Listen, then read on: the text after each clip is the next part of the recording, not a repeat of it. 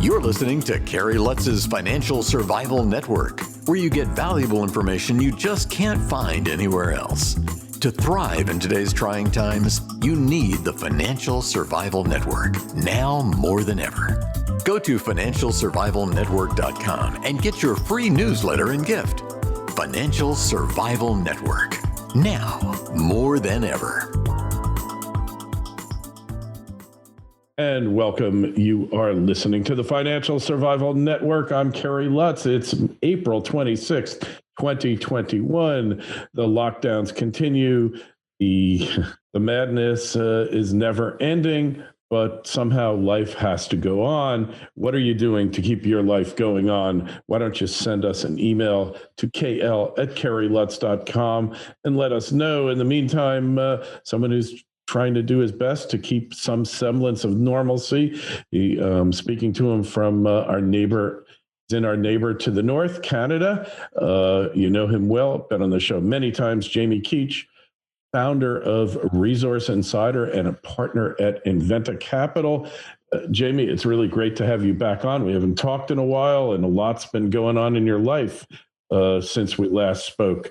What's the deal now at what you're doing at Inventa Capital?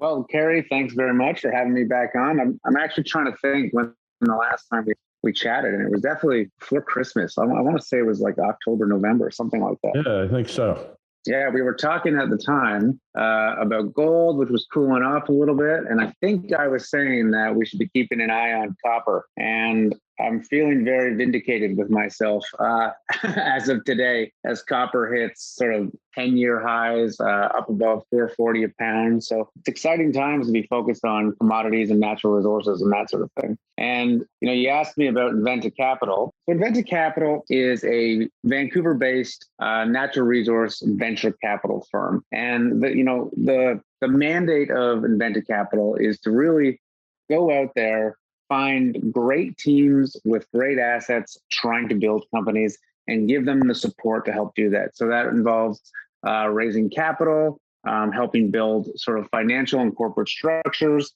helping provide back office services like legal and accounting, corporate secretary, all those sort of things. So it's designed to incubate new mining companies. And so it really is a continuation, or rather an extension of what we already do at Resource Insider. Because as you know, and some of your listeners will know, Resource Insider is really focused on providing venture capital to mining companies and junior exploration companies. It's focused on getting retail investors into the game earlier so they can kind of make the returns that venture capitalists and industry insiders have been making for a very long time in this sector. And Inventa just gives us one more sort of tool in our tool belt so that we can get in earlier, start companies from scratch, and really be on the ground floor of helping to create sort of, what I hope are going to be very, very successful ventures in this sector. And that's really fascinating because I think the sector needs all the help it can get in light of recent years' performance. But hey, past few years have been very good in the sector. And yes, you did call copper early back when it was in the low to mid threes, and now we're over $4, getting close to $4.50 a pound, which is a pretty remarkable run. You think we're going to see a similar run in platinum? Platinum's been performing really well, and platinum really has seemed undervalued for almost half a decade. That's a good question. Platinum's not something I've been overly focused on because it's pretty hard to find good platinum investments outside of places like South Africa, like Zimbabwe, like Russia. There are a couple in the United States. I do have an option on a project in Latin America that has a relatively large platinum component, but it's not easy for investors to get exposure to platinum in what I would consider safe, stable, reliable jurisdictions. There we go. I got it. Which, I would say certainly lends itself to a bullish run in platinum prices because Kerry, you talk about this more than I do, and are probably very well versed in this. But as the world becomes increasingly more nationalistic as sort of globalization recedes a little bit. I think the US, Canada, Europe are going to be really focused on getting sort of essential strategic metals closer to home or in with their allies within Europe, within Canada, within Australia, within some parts of Latin America. And platinum deposits in those regions, I think, are really, really going to go at a premium over the coming years. So, I think I would agree with you there, or I think what you're implying, that we're going to see a really strong sort of movement in that sector. Yeah, well, the fact is, for many years, especially the mines in South Africa, virtually no investment has taken place, no upgrading, because on a cash basis, they're actually losing money in those mines because of the price. The exact converse of what's happened with palladium, where the prices gone through the roof, and now the profits are huge. So now it's time. Yeah, what is palladium at right now? I can't even keep track of that. It's hitting sort of all-time highs right now. I was just seeing there was a run recently again, which is on the back of a run that's just been going and going for the last several years. Yeah, I'm looking at Kitco on my app on the phone. It says the bid's $28.22. And when you look, and it's up $58 today, Jamie. And when you look at that chart, wild. It's a parabolic chart with it's had a couple of pullbacks along the way, which is normal, but palladium has really just taken off. And it's interesting because I don't know about its role for electric vehicles, for internal combustion vehicles. It's really a major necessity if we want to avoid the pollution, the air pollution that we had in the 60s and the 70s before the catalytic converters. So in any event, what other metals do you see getting ready to take off now? I mean, I'm kind of repeating myself, but a big focus of what we're doing at Resource Insider is copper. What did we say? With copper's at $4.40 a pound right now. Mm-hmm. I think it's barely kind of gotten started to what we're going to see in this cycle. I think, my kind of internal number that I'm working with is there's absolutely no way we don't hit $6 a pound over the coming year or two. That's sort of what I'm sort of mentally working with. But I know a lot of very talented, very intelligent analysts and investors that see it going a lot higher than that. I hear people talking about $8 a pound, $10 a pound. That would be great, but I mean, even if we get $6, we're going to see, copper stocks skyrocket. The world needs copper more than any other metal, and the average copper mine takes something like 7 years to put into production. So it's not something that the world can just flip a switch, turn on, and meet copper demand. We've massively diminished sort of global supply over the last several years without sort of putting the money back into exploration, into development that we need to meet not even to meet the sort of the increasing demand, but to meet current demand. So it's I think investors listening at home, you really can't go home, or rather you can't go wrong having copper in your portfolio right now. It's such a great point, because commodities and metals in particular are cyclical. They get wrapped up in these cycles. And 1 minute when prices are going up, when prices are at record high, the CapEx is flowing, like beer at a frat party. And then when the prices go down, the first thing they do is cut back their CapEx.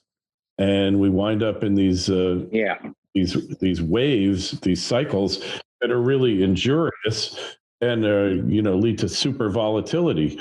Another metal probably is equally in short supply in a lot of ways is nickel. And yes, right, not a lot of nickel plays out there, pure nickel plays, but it's another metal where underinvested, we've kind of ignored it, and really it's just put us in an untenable position. Well, I think we're entering a very, very unique point of human history right now, because, we're going through, I think, what is being termed the green energy transition, right? And, whether you buy into, the issues with increased carbon in the atmosphere or not. And I know there are people on both sides of that fence. I think we can all agree that sort of the powers that be in the world have decided that this transition is happening, that we're transitioning away from fossil fuels in a big way towards green energy, towards the electrification of everything. And, this isn't the first time that society has gone through a major energy transition, right? We transitioned from wood to coal. We've transitioned to coal to oil. We transitioned from oil to uranium in a lesser degree. But every single transition we've ever made has been going from a commodity that is less energetically dense to a commodity that is more energetically dense, right? You get more energy out of a ton of oil than you do out of a ton of coal, or out of a ton of uranium than a ton of oil, so to speak. And we're at a weird transition now because we're actually going backwards. Using renewable energies, be it solar power, be it hydropower, be it wind power, are less efficient than burning fossil fuels. And, the energy source is actually free, but the cost and the value is 100% tied up in transportation and in storage, right? And that's going to come down to what you just said: copper, nickel, lithium, cobalt, these so-called battery metals. And the thing is, we're going to have to invest billions, if not trillions, in infrastructure to compensate going from a very, very dense form of energy, oil, to a much less dense form of energy that is not easy to store, that is not easy to efficiently transport, which is, these renewable energies. And that's going to be a tremendous, tremendous cost to the economy and to the societies in general. However, if you are invested in mining, if you're invested in these commodities, there's a tremendous opportunity, I believe, to make a lot of money there. Yeah. So in the goal of reducing pollution or climate change or whatever the rationalization du jour is, like you said, we're taking a giant step backwards. And, and the whole thing, environmentalists have hated mining, since the 60s, absolutely abhorred it. And now they're putting themselves in the position where, oh, gee, do we allow this mining project to go forward in someplace remote, in pristine areas, because we need the copper? And if we don't get the copper, then the green revolution can't happen. And it's really showing the weakness of these arguments and how poorly thought out they are and how anti-intellectual they really are. Don't just survive, thrive. The Financial Survival Network. Silver One Resources is an exploration and development company backed by strategic investors Eric Sprott and SSR Mining. At Silver One's Candelaria Mine project in Nevada, there is already a historic resource estimated at 127 million ounces of silver, which Silver One is developing and advancing. The company's Phoenix Silver project, located within the Arizona Silver Belt, is an early-stage exploration project on which native silver vein fragments have been discovered near surface. One grab sample assayed an astounding 14,688 ounces per ton. Yes, that's right, ounces, not grams. Silver One has tremendous exploration potential, is extremely leveraged to the price of silver, and is cashed up and poised to increase shareholder value. Silver One trades in New York under the ticker SLVRF and in Toronto under the ticker SVE. To learn more, go to silverone.com. That's silverone.com. This is the Financial Survival Network, the information you need to thrive now more than ever. Well, everyone's very supportive of Elon Musk and Tesla and, the green shift in automobile manufacturing and charging and all that. But they also want the Gigafactory, right? Which is going to be producing, I don't know how many millions of these batteries, but you can't have the Gigafactory, you can't have your Tesla without copper mines, without nickel mines, without lithium ion batteries. So there's going to have to be a major, major shift in the way people think about these projects, the way people prioritize where capital goes. And the whole energy space and a big part of the tech space is going to become more and more tied to the mining industry, to commodities in general. Yeah, it's a real contradiction, and I don't think they recognize it at this point. I think they're kind of waking up to it now. that, hey, it'd be great if we could just get rid of the internal combustion engine. Oh, but wait a second, that's going to require a lot more copper that we don't have. Got to think of something here. And the net result can only be increase in large scale projects around the globe, many of which were shut down by the environmental lobby for decades. And for sure. It's like Sophie's Choice. They got to decide which kid goes. It's either the environmental kid or it's the environmental kid. There's no choice here.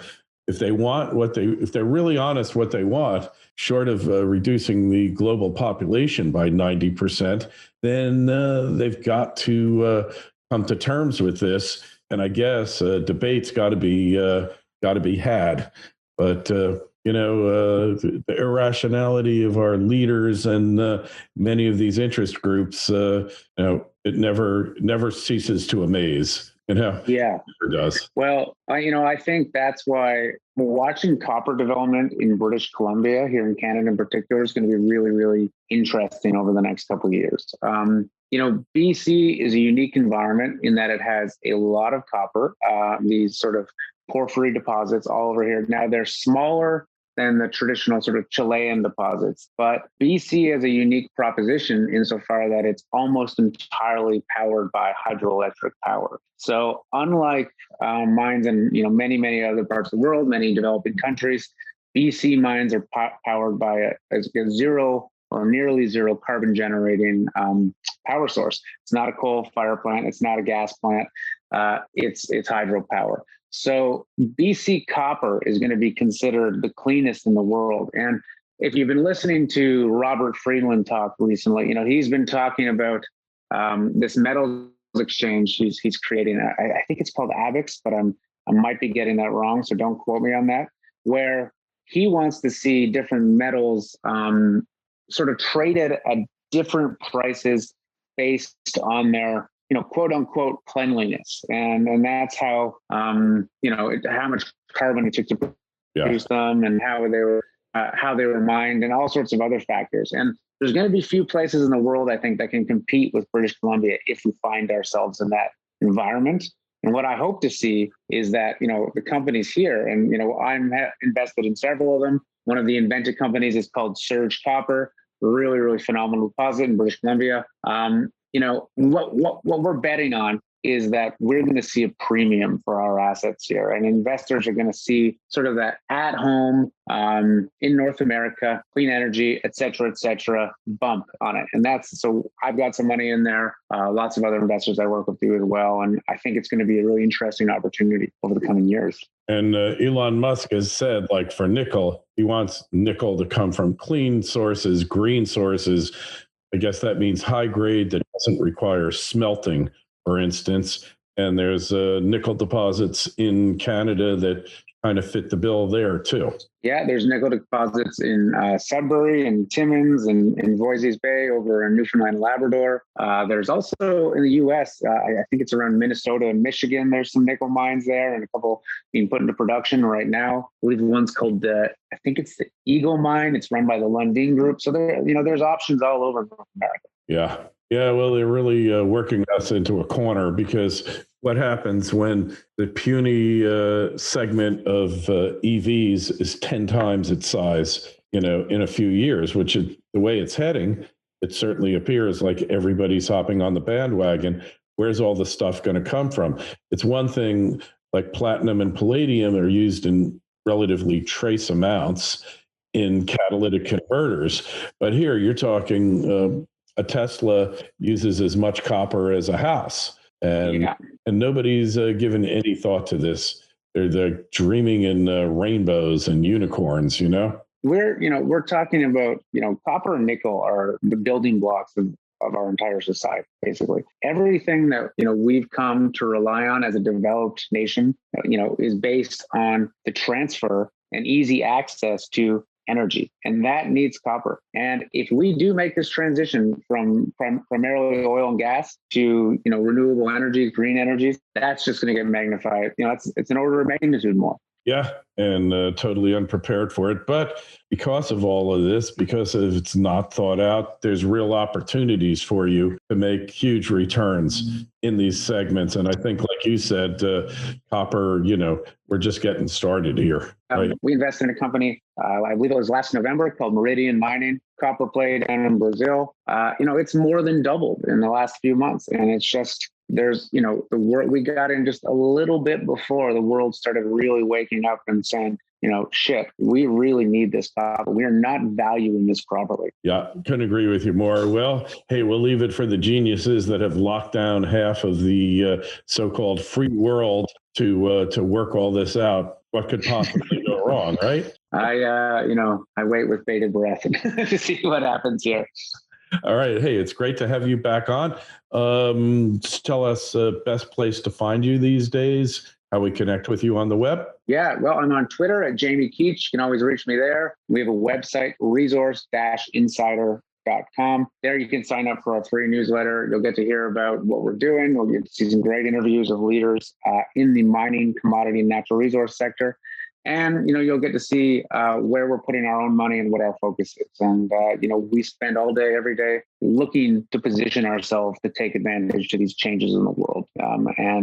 So far, we've done a very good job. And, I welcome any of your viewers to sign up and to learn more. And please do. And some of the greatest opportunities in life come at these inflection points, these transition points, but only if your mind is open. Opportunity only goes to an open mind. And really, this case couldn't be more extreme. And in these transitions, there are always winners and losers. We went from the transition from the horse and buggy to the car, and everybody's bemoaning the pollution. The pollution from these horse and buggies was much worse than the pollution that vehicles have put out, especially now. That's just one silly kind of example. Anyway, Jamie, thanks so much. Any questions for him, send an email to my personal address, kl@kerrylutz.com, and sign up for our free newsletter, financialsurvivalnetwork.com. Jamie, a pleasure. Thanks so much for coming on. Thanks again, Kerry. Thanks for listening to Kerry Lutz's Financial Survival Network, your solution to today's trying times. For the latest, go to financialsurvivalnetwork.com. Financial Survival Network, now more than ever.